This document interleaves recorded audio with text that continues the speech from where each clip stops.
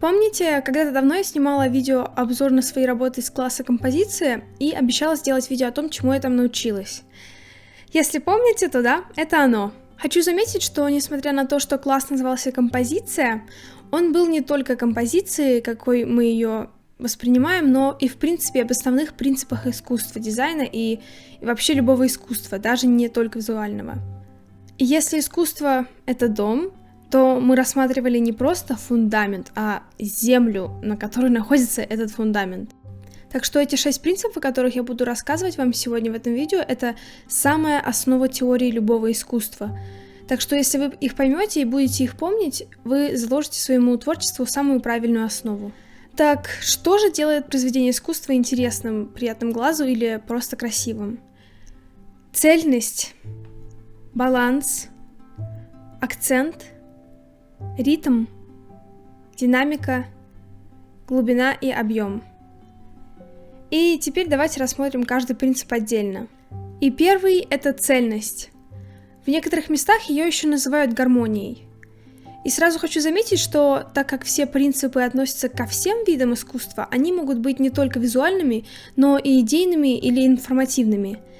Например, цельная работа может быть визуальна за счет общей цветовой палитры и композиционной законченности, но также цельной или гармоничной является работа, в которой все элементы служат для одной главной цели, будь то рассказать историю, обратить внимание зрителя на определенный элемент или передать какую-то центральную идею. Как можно с другими словами писать цельность? Совокупность элементов рисунка как целое должно быть важнее, чем отдельные элементы. Весь пейзаж должен быть важнее, чем одно нарисованное на нем дерево. Например, на моей любимой серии рисунков Молли Стэннард, несмотря на то, что во всех рисунках присутствует просто куча второстепенных вещей, все они находятся там не просто так, не чтобы заполнить пустое место. Например, на этой работе все элементы нарисованы, чтобы рассказать подробнее об изображенном персонаже, рассказать о его прошлом или создать определенную атмосферу. Это и есть идейная цельность. К тому же все элементы хорошо вписываются в цветовую палитру рисунка, представляющую из себя розовые, фиолетовые и желтые.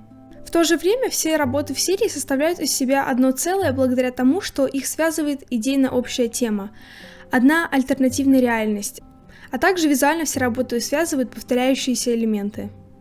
Следующий принцип – баланс – составляет из себя распределение визуального и порой даже идейного веса. Примером визуального распределения веса может послужить эта работа, где главная героиня на красном кресле справа сбалансирована красным диваном слева. Если этот диван убрать, работа визуально будет наклоняться вправо. Примером идейного веса может послужить эта работа. Она очень похожа по ситуации на предыдущую, но в этом случае в левой части рисунка нет ничего светлого, чтобы сбалансировать персонажа и светящееся зеркало. Так что баланс достигается идейным, или можно сказать информационным весом. То есть слева помещены предметы, которые несут определенную информацию, рассказывают, откуда идут корни девушки на рисунке, и именно эта информационная важность добавляет веса левой части работы. И интересно то, что типы баланса бывают разные. Есть не только симметрия и асимметрия, но есть еще и менее популярные типы баланса, как, например, радиальные и кристаллографические балансы. Их не очень часто используют, но они могут сделать работу необычной, и забывать про них тоже не стоит. Также хочу заметить, что баланс, как и все остальные принципы, работает в обе стороны, то есть баланс делает работу лучше, только если это соответствует теме и идее работы. И в некоторых случаях отсутствие баланса только улучшает работу, так как соответствует идее. Например, если художник хочет создать ощущение полета, быстрого движения или даже эмоционального неравновесия. Полезно знать про разные способы, как дисбаланс может помочь развить задумку работы. Например, чем выше и ближе к краю расположен основной вес работы, тем более динамичной и нестабильной она становится. И чем ниже и центральной, тем стабильнее и спокойнее, и так далее. Расположение веса на работе – это один из самых основных принципов композиции, так что, возможно, если я буду снимать видео про композицию, раскрою это больше. Дальше идет акцент, еще иногда называемый иерархией между элементами на рисунке. Иерархия существует, чтобы помочь зрителю моментально определить, какие элементы на работе главные, второстепенные или вспомогательные, и вести глаз от самого важного к деталям. Если акцент или, другими словами, главный элемент отсутствует, работа может приобрести ощущение узора, так как глазу не будет за что зацепиться. и он будет потерянно блуждать между элементами рисунка. Однако, возможно, вы видели работы, в которых глаз ни за что не цепляется. И сначала может показаться, что в этих работах нет акцента, но во многих случаях, не всегда, но во многих случаях, просто может оказаться, что в работе их несколько.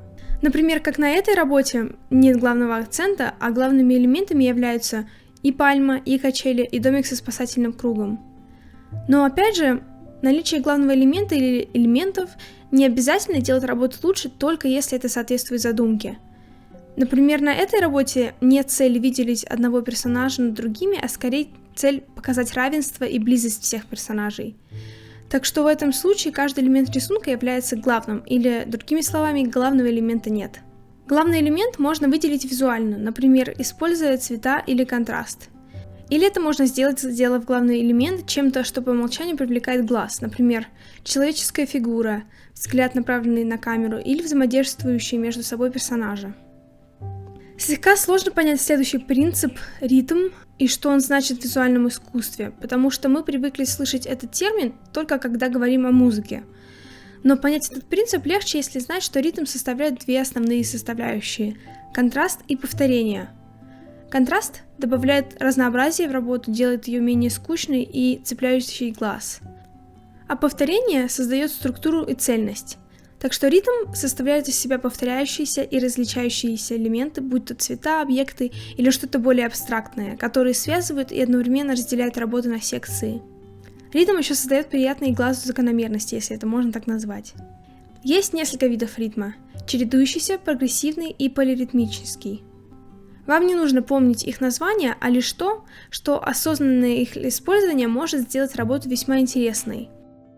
Например, хорошо виден этот принцип на этой работе, где белые цветы создают контраст и повторение, или, другими словами, визуальный ритм. Ритм придает работе в какой-то степени узорность, но благодаря наличию акцента работа не превращается в просто узор. Однако ритм может быть и идейным, если он находится в более продолжительном произведении, как комикс или фильм. В них, например, могут чередоваться напряженные и спокойные цели, или вроде того. Следующий важный принцип – это динамика, или, можно сказать другими словами, движение или статика. С визуально очевидным движением, которое есть в работах, где изображены предметы или персонажи, которые находятся в движении, вы уже знакомы. Так что сейчас я хочу вас больше познакомить с не столь очевидным видом динамики. С динамикой, создаваемой художественно движением глаз. Это сложно объяснить без примера, так что вот вам работа Лоиш. И изначально картинка кажется довольно статичной, но благодаря умелой работе с линиями и формами появляется та самая динамика, которая скользит через всю работу и плавно ведет через нее глаз зрителя. И опять же, движение в любой его форме не обязательно должно быть в работе, если идею лучше выразить через статичное изображение. И можно перейти к последнему принципу – глубина. Она создает впечатление объема или многослойности в работе. Глубина в какой-то степени делает работу более реальной для зрителя. Глубина еще иногда называется объемом, но между ними есть небольшая разница.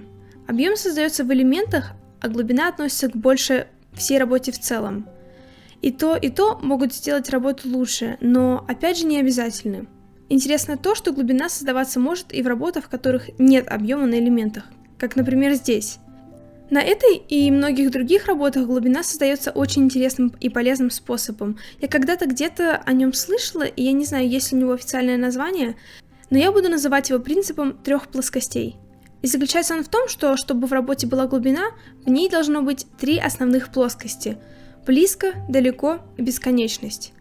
Главный элемент, кстати, может быть на абсолютно любой из 3 плоскостей, но чаще всего я его вижу на первой. И на этом я, пожалуй, закончу. Все эти принципы могут показаться бессмысленными или очевидными, но осведомленность о них может действительно помочь вам глубже понимать творчество и что конкретно делает его особенным, а также может помочь вам лучше анализировать свои и чужие работы, что, несомненно, сделает, что вы делаете лучше и обдуманнее. Также, как вы поняли, почти все они могут быть не только визуальными, но и идейными или информативными. Осознать и использовать эти принципы в этом плане может быть сложнее, но опять же, применение знаний о них сделает ваши работы только лучше. Чуть позже я выпущу видео о 6 инструментах художника, которые вы можете использовать, чтобы достичь успешного использования этих 6 принципов. Так что ждите следующее видео, применяйте эти принципы в своем творчестве и чмок!